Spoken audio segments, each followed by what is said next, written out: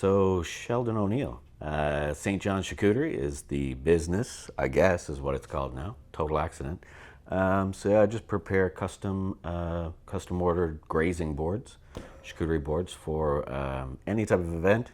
Could be just a birthday party or a large corporate event, even just a Netflix and chill for couples and sit down and have a little personal sized board. And yeah, it's pretty much still all a learning experience. So there's no such thing as no, really. So I just do whatever people want. Last year I was kind of making a lot of like Friday night, sit down at home, watch a movie and make some charcuterie boards. And then my mother asked me if I could make some for her friends that she was entertaining, and did that. And then a friend of mine saw a Facebook post, picture of it. So he asked me to do his wife's 40th birthday back in July. And once I did that, Facebook, I guess, and I started getting contacted from just people I had no idea, just strangers. And this particular woman, the first one, called and said, can I place an order with you? And I was like, an order for what? And she said, one of your charcuterie boards. And I said, I don't do that. But then I thought, okay, well, wait a minute. What do you mean, you want to pay me to make a charcuterie board for you? I said, sure, I'll do that, no problem. And then it just started going a little bit crazy, and the fall started picking up. Probably once a week I'd be making a board somewhere. And then when late November hit, from then till pretty much January 4th, 5th, it was just pandemonium, man. It was, 3-4 boards a day for quite a few days. Each weekday I'd probably have at least one, and then Friday, Saturday, Sunday, probably like 3 or 4 per day.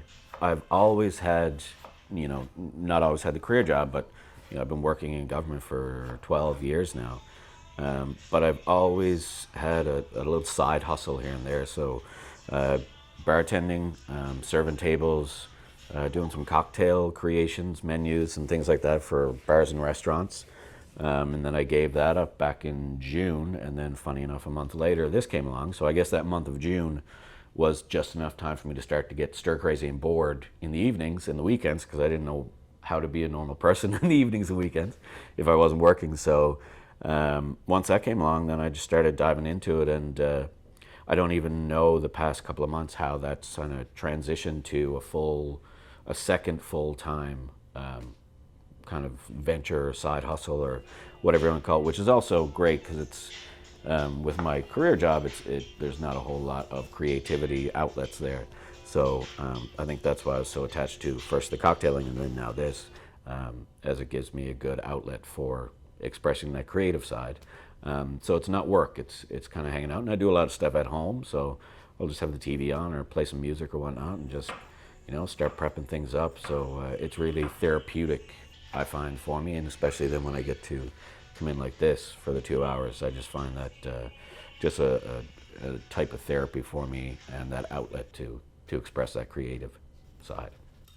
I mean, for me, single man, no children, no dependents, well, except for my dog, but she loves watching me prep these, because if I drop anything or I've got ends, I'll give them to her, so she's a big supporter too. But for anyone that's, going to do a side hustle or even a business in general, I mean, I'm just learning as I go, so I don't really, again, I tell people I have no idea what I'm doing. And then they see the finished product, they're like, no, you do. And I'm like, no, really, I have no idea. I just show up with food and knives and see what happens. But for anyone else that wants to do that side gig, that work-family balance is really important. I mean, for me, it's a little bit easier because I work in the days, and in the evenings, it's just whatever I want to do. So this is, it's a fairly easy thing for me in terms of time commitment. But yeah, it's something that you love to do.